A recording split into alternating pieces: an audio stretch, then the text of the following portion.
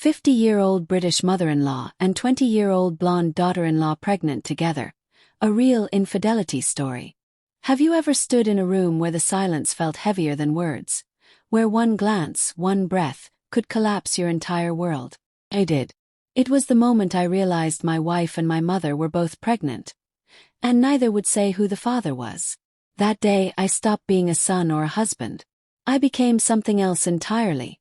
Something lost in a web of betrayal, secrets, and aching silence. My name's Callum Avery. I'm 27 years old, born in Sheffield, and until 6 months ago, I thought my life was simple. Quiet, maybe even boring. I had a steady job as an accountant, a modest flat, and a young, glowing wife named Brooke. She was 20, full of sunshine, with this laugh that could disarm the darkest moods. We married quickly, almost recklessly, after just 10 months of dating. Everyone said we were rushing it, but when you're in love, time doesn't feel real. We moved in with my mum temporarily while saving for a deposit on a house. Mum, Victoria Avery, was 50, elegant, poised, the kind of woman who wore perfume to bed and sipped red wine like it was part of her blood. She had me when she was young, and after Dad left, she raised me alone. We were close. Too close maybe in hindsight. Brooke and Mum got on surprisingly well. First I thought it was a blessing. Brooke was eager to learn from her, always asking for advice about cooking, makeup, even intimacy, which made me squirm, but I shrugged it off. The nights were warm that spring, and our house echoed with laughter. But sometimes I'd catch quiet moments between them. A shared look, a too long touch on the arm, and something deep in my gut would twist. I ignored it. Because love, I told myself, was about trust. Until the morning 2 blue lines shattered that illusion forever. It started with Brooke vomiting in the mornings. She blamed bad takeout. Then it happened again. And again. A week later, Mum called in sick to work. Headaches, nausea, exhaustion. I didn't connect the dots until I found Brooke's pregnancy test under the bathroom sink. I ran to her, heart pounding, eyes wide. Are you pregnant? Her face went pale. Then slowly she nodded. Kissed her. Cried even. We hadn't planned it, but we were young in love. I thought it was a blessing.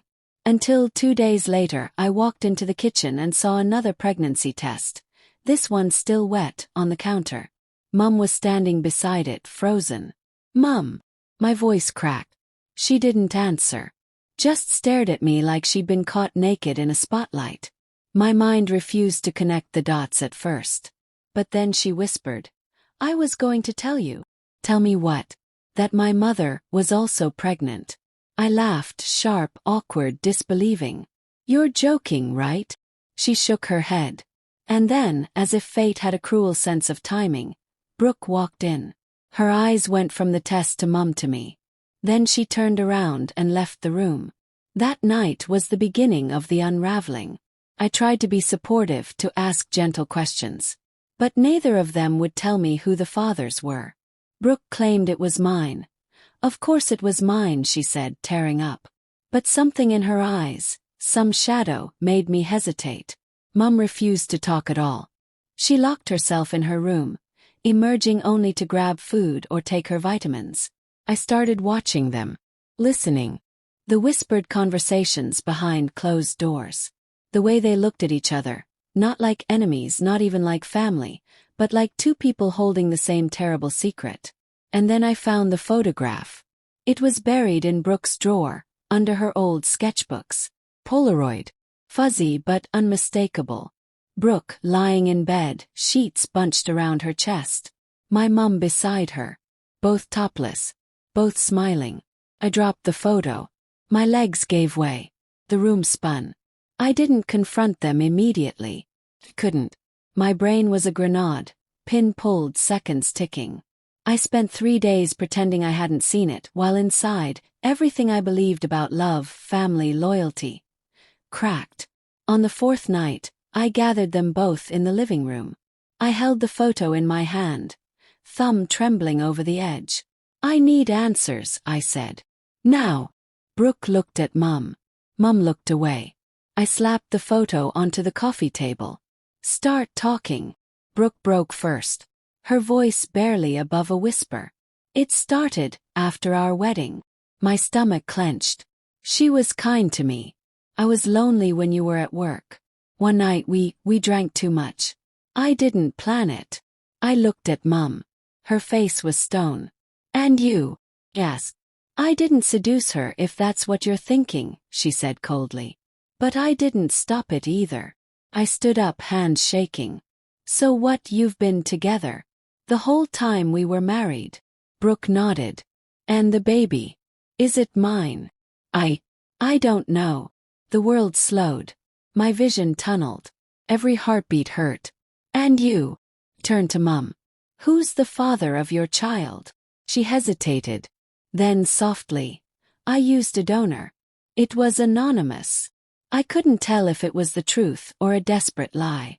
Everything they said sounded like both. I left that night. Packed a bag, walked out the front door and didn't look back. I didn't know where to go. I just knew I couldn't breathe in that house anymore. That was 3 months ago. Mum and Brooke still lived together. Still pregnant. Still, I assume, in love or at least tangled in whatever kind of emotional knot they tied themselves into. I get updates through mutual friends. Brooke's due in a month. Mum 2 weeks later. I haven't spoken to either of them since I left. Some days I wonder if I'll get a call. Photo of a baby with my eyes. A voice message from Brooke asking for forgiveness. Or maybe from Mum asking for something worse. Understanding. But I don't know if I have either to give. I've spent every night since asking myself where the fault line began. Did I marry too fast? Was I blind? Did they fall in love behind my back? Or was it always there, simmering, waiting for an excuse? I don't know. All I know is this. Infidelity isn't always about sex. Sometimes it's about secrets. About the soft betrayals. The glances, the omissions, the things said and unsaid. Sometimes betrayal comes from those you love most. And it cuts deeper for it. So here I am, 27 years old, no wife, no family, no answers. Just a memory of 2 women who should have never been more than family. And the sound of my heart breaking over and over, in a house that no longer feels like home.